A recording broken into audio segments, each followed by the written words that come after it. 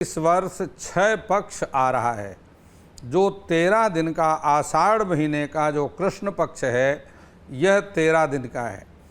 प्रायः कोई भी पक्ष एक महीने में 2 पक्ष होते हैं, एक शुक्ल पक्ष और एक कृष्ण पक्ष। 30 दिन के महीने में यह दोनों पक्ष 15-15 दिन के होते हैं।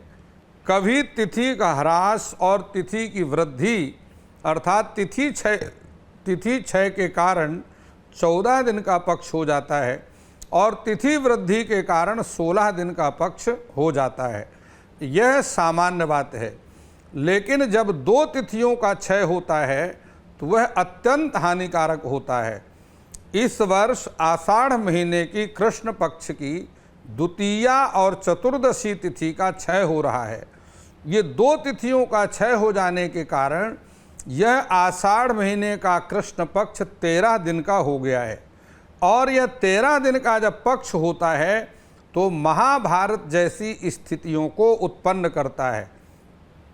जब कोई ग्रहण एक ही महीने में 2 ग्रहण आ जाते हैं और कृष्ण पक्ष या शुक्ल पक्ष कोई भी 6 पक्ष अर्थात 13 दिन का हो जाता है तो वह राजनीतिक दृष्टि से भी बहुत हानिकारक रहता है। राजनीति में उथल पुथल की स्थिति बनी रहती है। अनेक प्रकार के विरोधी देशों के द्वारा युद्ध की संभावनाएं बन जाती हैं। प्रायः ऐसा देखा जाता है कि पानी या तो बहुत अधिक बरसता है, उस बाढ़ के कारण विनाश होता है, अथवा कहीं कहीं बिल्कुल सूखा पड़ जाता है।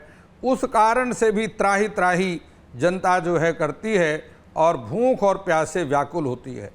अनेक प्रकार के असाध्य रोग उत्पन्न होते हैं 13 दिन के पक्ष के कारण, और इस प्रकार के रोग उत्पन्न होते हैं कि जिनको समझना, जब तक कोई वैद्य डॉक्टर उस रोग को समझ पाते हैं, समझने से पहले ही उस रोगी की मृत्यु हो जाती है। इस प्रकार लाश पर लाशें बिछ जाती हैं रोग के कारण, महामारियों के कारण। और इस प्रकार के कई बार पक्ष मैंने अपने जीवन में देखे हैं कि ऐसी स्थितियां उत्पन्न हुई हैं, और जिसमें केवल एक ही आध्यात्मिक का केवल सहारा रहता है। अपने जो इष्ट देवता हैं या जो कुल देवता हैं उनकी शरण में जाकर के, जो ग्राम देवता हैं उनकी शरण में जाने से ही वो सारी आपदाएं दूर होती हैं। तो आप ये समझ लीजिए कि शनि का वक्री होना, साथ में शुक्र जैसे शुभ ग्रह का अस्त होना और उसके साथ 13 दिन का 6 पक्ष होना, यह निश्चित रूप से बड़ी बड़ी आपदाओं का संकेत करता है।